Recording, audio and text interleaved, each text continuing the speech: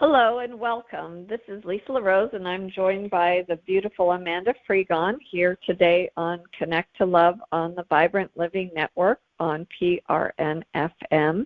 And today we're going to speak about some things that are near and dear to my heart. You know, we make different connections, and I was blessed to meet Amanda through Glenn Brooks, the founder of the Vibrant Living Network, and he met her through, I think it was a divine synchronicity. And, you know, we all have different gifts. And the gift that, one of the gifts that Glenn left me with was my relationship with Amanda. You know, she has tuned me into a young man named Chris Witecki, who is each week delivers lots of wisdom from the astral plane and from other things. And so today we're going to delve into one of the things that really touched both Amanda and my heart, and it's awakening to your deeper soul connection. So welcome, Amanda. How are you today? Hi, I'm good. Thanks for bringing me on. I'm excited to talk to you today. Yeah, no, I mean, you know, the one of the things that I find so fascinating, and that's just one of the gifts. I mean, you've taught me about no-dig gardens, and we delve into all sorts of really deep, fun conversations that take us down different paths, and before we know it, an hour has gone by. But, you know, one of the things that I think that is so interesting is both of us are really feeling a change on this planet. You know, not that it's not an easy change. We're going sort of through a transition, and for those of you who believe in it, you know, we have an opportunity to rewrite our karmic story and, you know, travel more onto the path of what it is that we came here to do. We're sort of waking up to our own soul stories, which I find so fascinating. And you know, I know, Amanda, that you're equally as excited. Did you know, when you were a child, did you sort of feel that you had a special soul story waiting inside of you to unfold? I think that as a kid I had different kind of ambitions on like what I wanted to be, I guess, when you grow up. And like some of them, like one of them, I wanted to be a vet at one point, and then I wanted to be a volcanologist, which is weird because I ended up getting a degree in geology, which was never planned. It just was another one of those weird, you know, follow your intuition, like just take a course and fell in love with it and switched majors right away. So it's, you know, interesting. There's certain choices in my life that brought me back to these moments that I can recall in childhood. But I don't know that I always felt kind of like, what is the point of all of this, you know? And it just seemed like there had to be something more than what we were really doing. It just seemed like this going to school and then getting, you know, going to college and getting a job, just, it's like, really, that's it? That's really what we're here for? It just seemed like there had to be something more. So I think I already had kind of a inkling in my like heart that there was something more for me here than just like the mundane path that everyone follows. But I certainly followed that same path for a really long time. And it wasn't until maybe, I think it was like 8 years ago, that I started down a path of awakening, you know, where I started to really learn about the truth and learn about even meditation and different forms of spirituality that I really was never into. I you know, was brought up in going to church, but then later on in life I didn't really believe that there was a higher power. And I was brought back to that during my awakening, which led me, you know, years later to diving into this stuff with astrology and finding Chris Witecki's work, and it really opening my eyes to the higher planetary like moment that we're going through, and not feeling so alone on this awakening journey. Because I think that when you do go off the beaten path, you kind of find yourself where you don't really feel like you connect to the same people that you used to, or the same places that you used to go, or the work that you were doing. You just feel like there's something pulling you somewhere different, and it's sometimes really scary to go that way. But when you do, you find out that you're so much more fulfilled and that you really did have a purpose, and it was something completely different than what you really set out usually beginning your life with. You're absolutely 100% right. You know, when you were sharing your story about, you know, when you were younger and the things that you were doing, and I think there's so many points in our lives that we don't even realize they're so pivotal in what it does, where we end up as we grow up, you know, through life. And for me, when I was in high school, I was so shy, and I used to listen to the morning announcements, and you know, with students who read the morning announcements, you know, please stand for the Pledge of Allegiance, and the morning announcements. And I thought, geez, I really want to do that. And I had an opportunity to join the broadcasting club, which is doing the morning announcements. And so, you know, there was just a small group of individuals that did them in the morning. And for me, because I was so shy, it was just like terrifying. I made myself do that. And, you know, I did it for 4 years of high school. I ended up, because the other girls were older than me. They were all, you know, juniors and seniors. I became the president of the broadcasting club my junior year of high school. But it was, you know, just reading the morning announcements. But, you know, for me, it was stepping out of my comfort zone. And, you know, people would hear my voice in the morning. And then, you know, I ended up, when I was in college, you know, taking a speech class, and the thought of getting up and speaking, doing public speaking and things like that. And the teacher that I had didn't believe in learning public speaking from a book. He's like, don't buy the book. He said, you cannot learn public speaking from a book. And what was so funny about that particular teacher, that before the class began, you know, we were waiting, and there was, you know, all sorts of students. You're sitting there and you're talking to everybody, and we're thinking, where is the teacher? You know, he hasn't shown up. Well, here he was sitting, hanging out with everybody, getting to know everyone without announcing himself as a professor.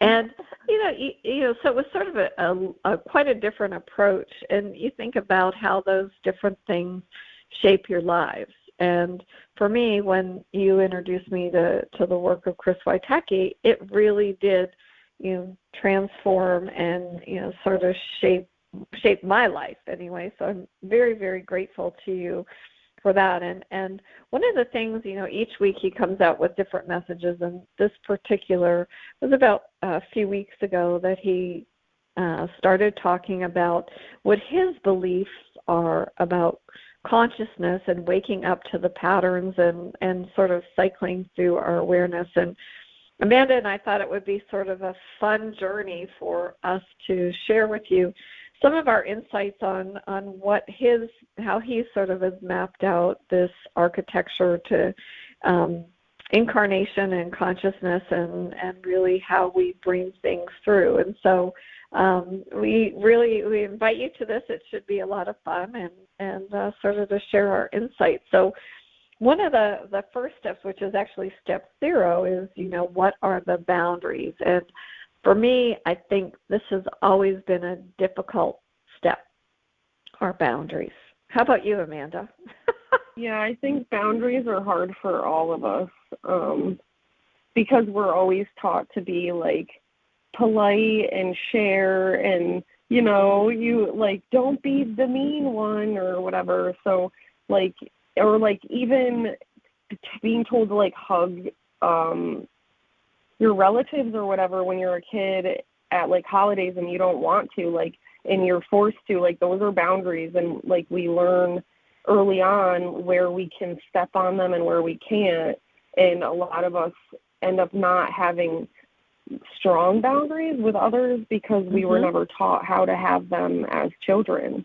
So it's a really, you know, a strong message, I think, that he uses to show us that the first step to really self-awareness and to loving yourself and becoming strong in who you are so that you can, connect to your higher power and have the strength and the will to listen to your intuition. It comes from having boundaries with yourself and especially with others. So I know that's something that I never had boundaries. And even, it's definitely something that I still struggle with to this day. But I think it's gotten better once you realize what you can tolerate and what you can't and what you don't want to tolerate anymore from people and even just from yourself. Because it first comes from being like, I have this stuff that I bring to the table that isn't always the best in relationships. So where can I really set up a boundary for myself so that I don't do that anymore? And then also making sure that you don't let other people do that to you, because that's what it comes down to is however we treat ourselves is really how we end up getting treated in the world, because we're attracting that energy towards ourselves. No, I couldn't agree more, 100%. And that was, boundaries are, I think, are really hard because, you want to be kind, you want to be thoughtful, you want to be all of these things, you want to be liked, right? Right. You want to be accepted, exactly. And it's a hard thing, when you realize that it's not being selfish, it's being self-full. To be able to separate and to say, no, you know what, this doesn't work for me. I need you to do something different, even, whether it be with a relationship or a friend or, communicating. And I think that, if anything, that for so many of us, when people come into, your personal space, it's okay to say no. I think that's a hard word for a lot of us. And I'm tired this evening. I really need to rest, rather than, oh, come on, let's go out. You could rally. Really knowing and honoring your truth, right? Yeah, and I mean the boundary goes for the other person too, like not to nag someone that says that to you, that it's okay for them to just want to rest. And that's something we live in this fast-paced society where it's always go, go, go, and we have instant gratification and this, everything in the palm of our hands essentially. And so we feel like we have to always be hustling and going, because that's kind of what we're always seeing, but rest is important to being healthy and to being able to make good decisions and for abundance, because you can't, if you're not open to receiving and giving your body and your, consciousness even a rest and a time to, slow down and take in your surroundings and learn from the moment and be able to really enjoy where you are right now, you're not going to be able to bring in the future that you want because you're too caught up in busy, and you're not even able to receive what there is around you. Oh, 100%, absolutely. And when you talk about receiving, and that brings us into his next step, which is love. Where your heart comes in, what how much do you care, how much do you love yourself? I mean, self-love is another very difficult step. Two of the most important steps, boundaries and self-love. Unless you have self-love, it's very difficult to be able to give and truly share love with somebody else. Right. And so with your children, you have these beautiful children. Do you teach them about boundaries? Do you teach them about how to tune into their heart and to really focus on what it is that they love? Yeah, I do cultivate that with them, and try to, and not with just physicality, telling them, oh, you're beautiful, because I don't want them to be superficial and think that their worth comes from some outward appearance. And I try to when they show you a picture, like I try to be like, oh, and if they're like, oh, do you look what I made? And it's like, oh, what do you like the most about it? And like try to get them to compliment themselves on the things that they accomplish, so that they can learn how to give that to themselves. Like it's okay to toot your own horn, you know, it's okay to give yourself a pat on the back when you do something awesome. It's not being selfish to like love who you are and be happy with who you are and brag about yourself if it's not over conceited, you know, and be happy with who you are, with the good stuff, and even when the stuff that's not so good and is harder. Because one of my daughters is she's very strong-willed, and she like just never wants to pick up her toys.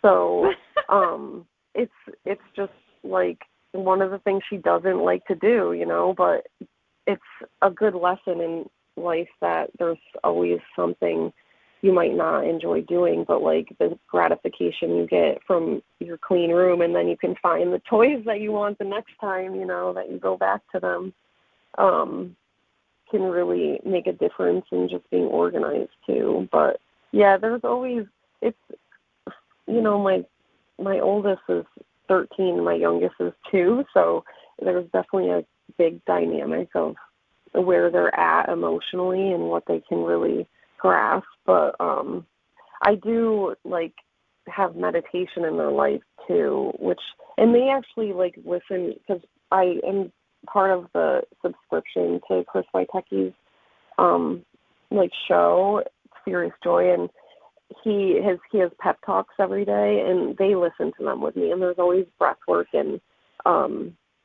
some chanting at the end, and he does like a telepathy game that they really enjoy. So they're getting their little they're getting their little mindfulness practice every day, which has been really great. Yeah, it's so fun, like that they're so intrigued by it. Like it's kind of amazing. Like people are like, oh, I could never get my kids to sit down, and it's like, well, if they, you know, start to like listen to this and enjoy it, then it just calms them, and it becomes part of like a daily practice, you know. Mhm. Yeah, I really, it's amazing that you're teaching them to find value in themselves rather than looking outside. I mean, so many times, I think that's why people end up feeling empty with stuff. You know, they have a house full of stuff, and because they're trying to feel, you know, to really fill that void within inside of them, and you can't. You know, you can't teach somebody self-love. So to be able to work on that and really to praise yourself for doing a good job, or, you know, if you, Sarah, I can't remember her last name, it just flew out of my head, but the woman who invented Spanx, she said, you know, at dinner time, her father would ask her and her brother, you know, what did you fail at today? And he would, you know, and they would talk about what they had not succeeded in. And he would always applaud them and say, well, you know, at least you tried. You know, look at not just the successes, but at what you failed at. And so when she had this idea for Spanx, she said, you know, she didn't even tell anybody for a year, you know, because she didn't want somebody to say to her, you know, that's a stupid idea. Why would you even think anybody would want that?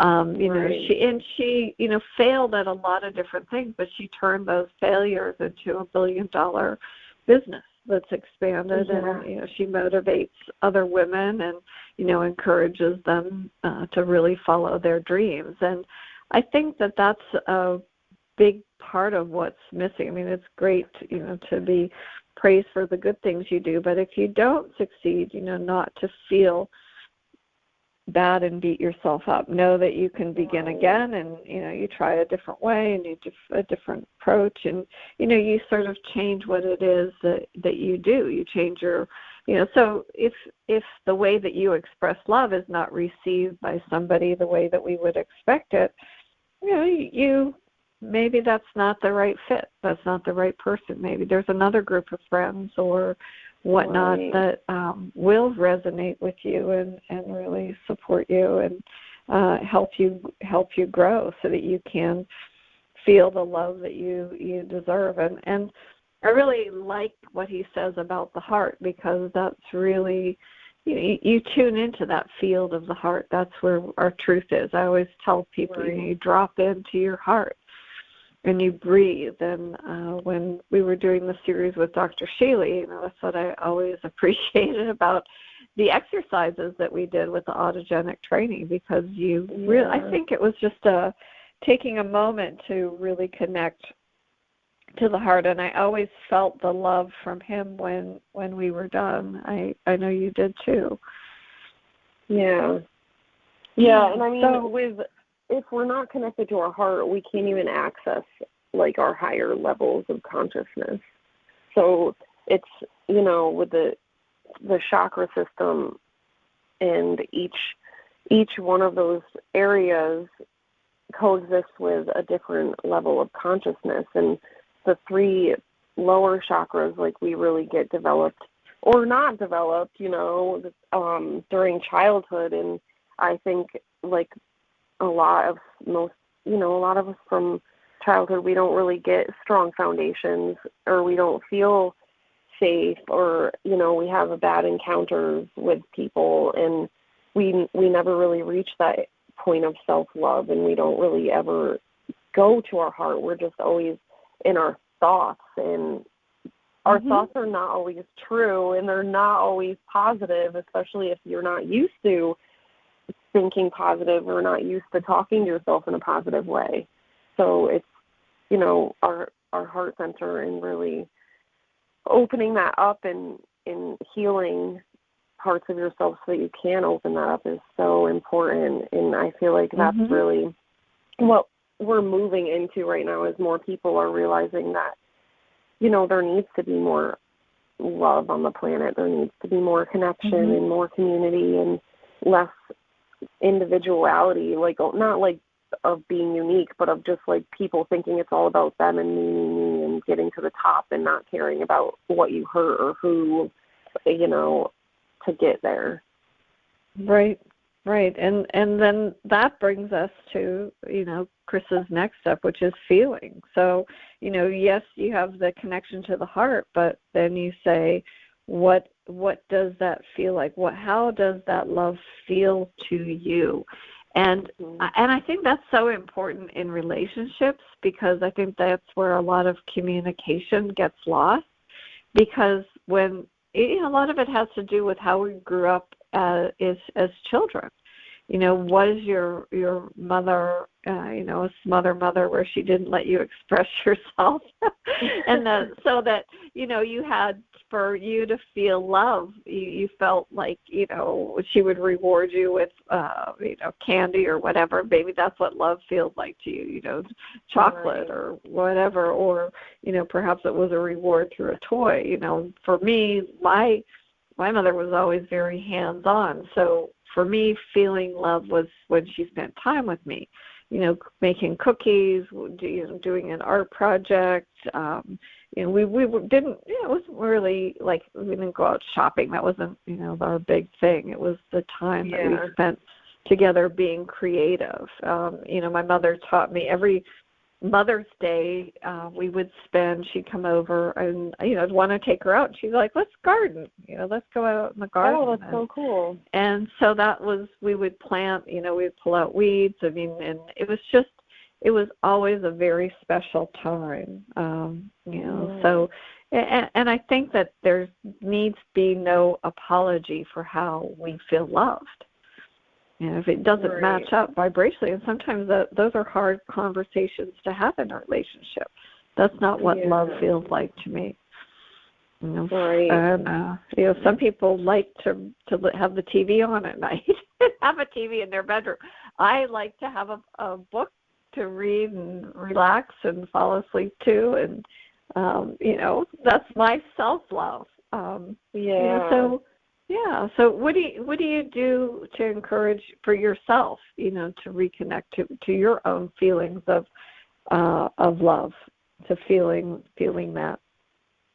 Yeah, so I unfortunately, like, grew up in kind of a, I don't know, it was a, like, you know, there was my parents they did the best they could, but, you know, they had their own sufferings that they brought into my upbringing. And so I grew up in kind of it wasn't a very affectionate family. So, like, I'm, as an adult, learning how to be affectionate, you know, and show love more, because, so, like, my house was just so kind of dysfunctional, I guess, that it's like I didn't have any self-love for myself. I was very self-conscious and very, just hard on myself, like, internally, you know, and wouldn't never really compliment myself, like, even if I did something good. So that's like a part of me that I've been really healing. So I've been, you know, I take time, like, I've learned that I'm a projector with the human design, which means that I don't generate a frequency quite like everyone else does, and I can, like, lose my energy really easily, so I do need to rest. And, like, I always thought, like, napping or resting was, like, so taboo, you know, like, oh, you can't, you're lazy, like, if you're not doing something all the time. And so giving myself permission to just slow down and sit down and read a chapter from my book that I want to, you know, instead of being like, oh, well, this and this and this needs to get done still. And it's like, well, no, I can put that off for the moment and give myself a moment to, like, enjoy something and not just feel like I have to be doing something all the time because it's in my own head that I, like, push myself that way. And so, you know, I've added, like, even, like, salt baths to, you know, sometimes with some essential oils, and I'll put, like, binaural beats on and light a candle and just little things. Or even, you know, like, let myself have a piece of chocolate that I don't share with my children. Like, it's okay, you know, to do that for myself and not feel guilty about it. So it always comes down to just, you have to, like, ask your heart how you feel and stop going to your head all the time, because your mind isn't always going to give you the truth. It's because it's programmable. But your heart is the real deal, and, like, it's not going to lie. But, like, your thoughts and your mind is programmable, so it's so easy to fall into those old patterns from, you know, the past. And it's too easy to let your mind take over and wander to the places that you really don't need it to go. So I've found that, you know, just slowing down is my kind of, like, self-care and my, like, self-love that I've given to myself. Yeah. I always have believed that what's right always feels good, you know, and so when, you know, one of the things I think it's so valuable for so many of our listeners, because not everybody had a stellar childhood. You know, we have different wounds. You know, there's different, maybe it was a teacher that really damaged you and really hurt, you know, hurt your feelings, or whomever it was, you know, but you don't have to become a victim of that story. There are techniques, like Amanda has shared, you know, that you can utilize, you know, whether it be a teacher or there's a meditation or some type of support that can help you reconnect to the truth of who you are. And I think that's what really Chris is saying, you know, on this whole map to consciousness about, you know, we're all have these amazing gifts and are an integral part of this, you know, oneness connection. There's not one of us that's not any more important than another person. And how do you reconnect to that? How do you, you know, find those points to not become a victim of your story? And you didn't. Yeah. You overcame all of the challenges. No, it's not to say that certain things sometimes don't resurface. You know, you have a tender heart. And I mean, and even I think that's what I really love about Chris is, you know, even though he's a sensei, he describes, you know, and he's saying, like, look, you know, I don't have this all figured out, and it's okay not to. I don't know who programmed that in us that we have to think that, you know, Right. Go from all of a sudden you turn 18 and you got to have this all figured out. Yeah. Kick you out and you're on your own. Have fun. Yeah, and stuff comes up and, you reconfigure and, you don't beat yourself up. Maybe certain things work, maybe they don't. But I think that, it all begins to shape us into what we are. And so, that he talks about, what your heart feels, and then that's what leads us to our beliefs. And I really love what he has to say about beliefs, because he says, that it's a program in consciousness. It's where your heart is really coming from. And it's a perspective about, what your heart wants to feel. I mean, and I just absolutely love that, because, we have these beliefs, and there's so many of them that become ingrained in us. And that's really what our reality is. I mean, I always laugh, because there was a story about this woman who, every holiday she would cut the end off of this ham and put it in the pot and whatever the pan was. And finally somebody said to her, well, why do you cut that off? And, shouldn't you just cook the whole thing? She said, I don't know. My mother always did it like that. And so they said, well, why don't you ask your mom? God. So finally she asked her mom, and she's like, well, Mom, why do you cut this off? And she's like, well, because I didn't have a pan big enough. So the only way that it would fit is by cutting it off. But I that story always stuck with me, because, why do you do something? Well, I did it because that was the way that we did it. Yeah. And why did you do it? Never questioning, well, why was it done like that, right? Yeah, that's a conversation I've been having with my oldest daughter a lot lately, because she's homeschooled, and she kind of gets a hard time from her father, because I'm not married to him. We broke up a long time ago, but and he tries to talk her into certain things, because it's the way that he did it, or it's the way that we did it growing up. And with so many things, it's like, well, why did we do it that way? And did it make us better people? Let's question that for a minute, because if you look around us right now, the world, things are pretty crazy. And so we've been doing the same things in society year after year after year, generation after generation, and it's really not working anymore. And so where do we draw the line and start making those boundaries right, and changing the way we think and the beliefs that we hold and the way we do things, because it's not working for humanity, for the planet, for any of us anymore. And, that's where it comes down to, is you have to question things, because the way it always was done doesn't mean that it needs to keep going that way. You might have a better way of doing it, and just because it's not the way it's always been done doesn't mean it's less valid. And it might actually be something that could change the course of everything. So it's a shame that so many of us are so pigeonholed and scared to step out of that comfort zone and step out of our shells and trust our heart and our intuition, because we're afraid of, being different than society, essentially. And the way that things are going, it's chaotic, because we're just making the wrong choices, and we're having these beliefs that we're so stuck with, even if they're obsolete or if they're, dangerous even. It's just, it's amazing.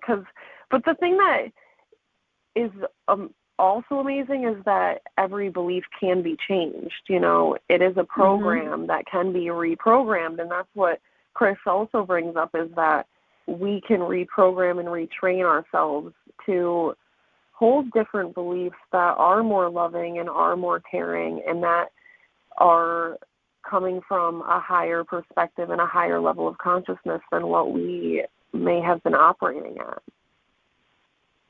I 100% agree. And he says, when you change your belief, you change everything. And, Wayne Dyer talks about that, and Dr. Joe Dispenza. wrote a book called Change Your Brain, I think it's Change Your Brain, Change Your Life. I could be wrong about that exact title. Right. But we have this ability with this neuroplasticity that we can actually rewire. As we change our thoughts, we can actually rewire what's going on in our body, whether it be a healing crisis, where somebody has a imbalance, or they have cancer, or a physical ailment. I mean, sometimes to succumb to fatigue, I just go, okay, no, you know what, I'm changing that belief that I need 8 hours of sleep, and I just get up and I go and I continue doing what I'm doing until it's done. I think that you absolutely can change the outcome, and that's what free will is all about. It's a choice. Really, yep. Yeah, and when this is gonna, there's a saying about don't drink the Kool-Aid, right? And then where did that come from? And it came from a group of individuals that took heart and confidence in a gentleman who really believed that he had all the right answers, and they were to follow him into the promised land by drinking this Kool-Aid that was laced with cyanide, I think is what it was. And they all lost their lives. I don't know what the outcome was for them on the other side, but on this earth plane their time was over. So I think it always echoes in my mind, what is it that we're being fed, is what people seeing on TV. I don't watch television, so I don't really know a lot of the things that people are being fed, but it's almost as though they're drinking the Kool-Aid. Right. And all the advertisements and stuff, and there's subliminal messages in them that you don't even realize your subconscious is picking up on. So just because you weren't consciously aware, like you didn't see it, you didn't think you saw it, but your subconscious picks up on everything.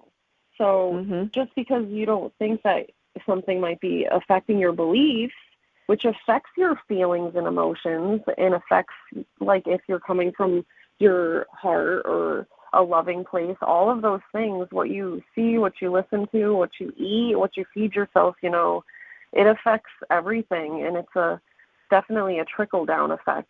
And I mean, we can see that in society, and that's what you're easily manipulated with propaganda and with any kind of media like that is just ingraining certain beliefs into you. And if you're not the one thinking those thoughts, they're not really yours. Right. So it's definitely... Now, do you have a technique for sort of a subconscious cleansing from the subliminal? Is there something that you do? I don't watch TV at all, and so that's one way to not be programmed.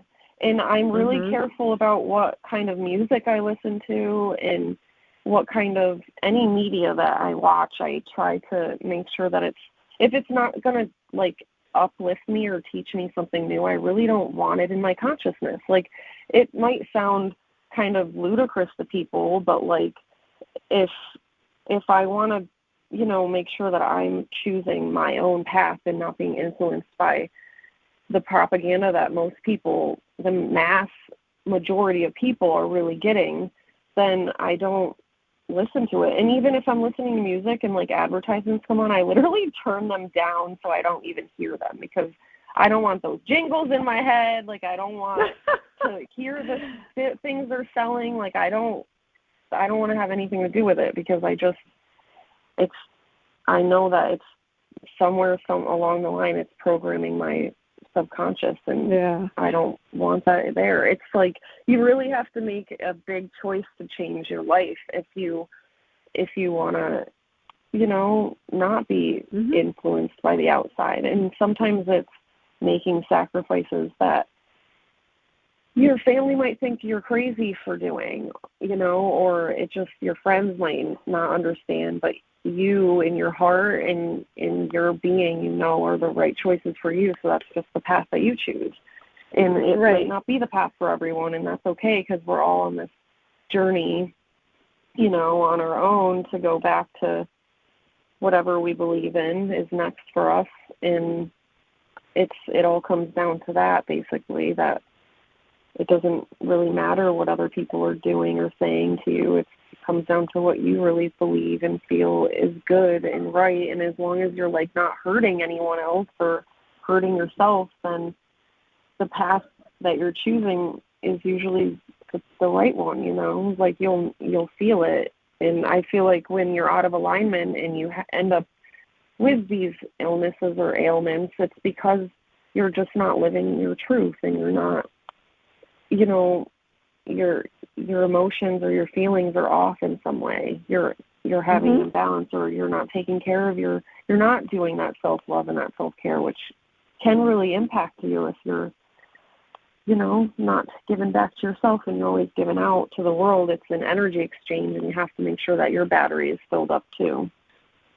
100%. You know, I always think about, you know, going back to Wayne Dyer. He used to always say, I want to feel good. You know, somebody would come at him with something that was the opposite of positive. He would just say, you know, I want to feel good. I want to feel good. I want to feel good. I want to feel God. Right. You know, whatever that God connection universe that is to you, you know, whatever that is, you know, you change it. And a lot of, I can do that. It's just like turning off a light switch with me. I just, you know, so it's very easy to go into, you know, an opposite of positive. You know, Esther Hicks used to always say when she did the Abraham, you know, she went to go in a car, where she was getting her car fixed, and people were talking about one negative thing after another, and, you know, until they were all sort of jumping on the bandwagon, until she changed it. You know, she changed the focus of the conversation. But it's very easy to get caught up in that, and I think that's what, you know, with people that tune into the news, you know, you're hearing it. It's a script, and that's why people get, you know, programmed. So, you know, yeah, I think that's a really, you know, it's a powerful topic. And so you can say, okay, you know what, I have that ability. You know, the mystical schools knew it. You know, there was a lot of, we're very, very powerful beings, you know, when we can actually, you know, change our beliefs. So, you know, drop into the heart, you know, check in, set your boundaries around yourself, you know, check into the heart. What do you feel? And then really forge your own belief, not what somebody tells you, but really forge that belief. And then, you know, he talks about other things beyond that, and I think it's going to be, and we're probably going to have to do a couple other shows, you know, about the rest of the steps of it. But I think that's really, you know, the core, because he says everything, you know, is based on belief. From there on out, everything. Yeah. You know, what you act on, what you manifest, what you become, what you accept, you know, all of those things really, you know, is where it stems from. And you know, I think that, you know, that's really, you know, how we change the world. We had, you know, the equinox, you have that opportunity, you have full moons, you have all sorts of esoteric things, or as simple as what Amanda does, where she draws herself a bath and she takes that time away from all of the things around her to really clear her mind.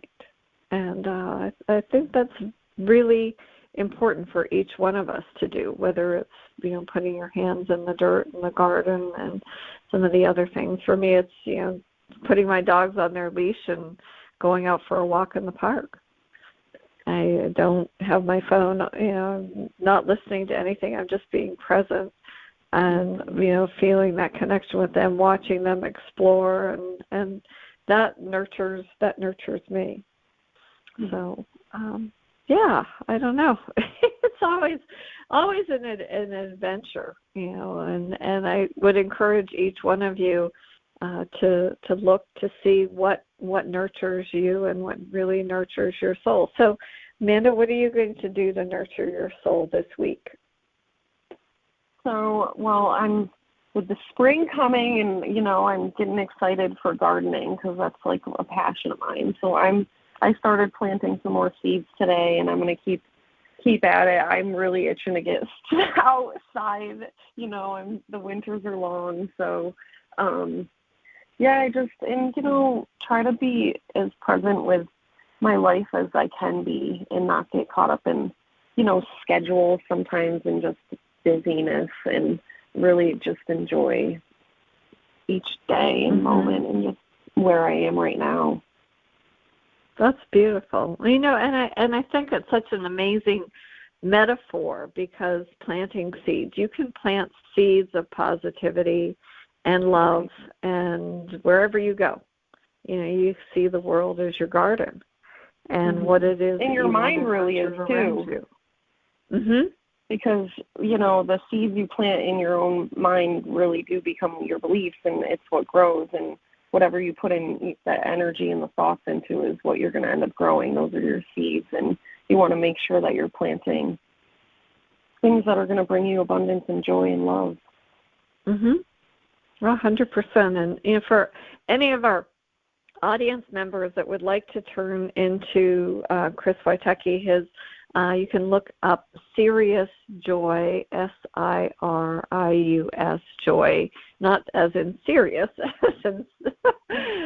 but as in the constellation Sirius. That it's really quite wonderful. It's something that I do to nurture my soul each Sunday. It's just something, and it was a gift from Amanda. She planted that seed, and we can all do that, because you never know what conversations will grow from it, or what it will spark or inspire somebody to do, or how it can really change somebody's life. I think one of the things that Chris says is sharing is caring, and Amanda shared it with me, and then I have since shared it with so many different people. I'm like, oh my goodness, you really need to listen to this or this. Sometimes I feel like the messages are just for me. It's exactly what I need. Do you feel like that, Amanda?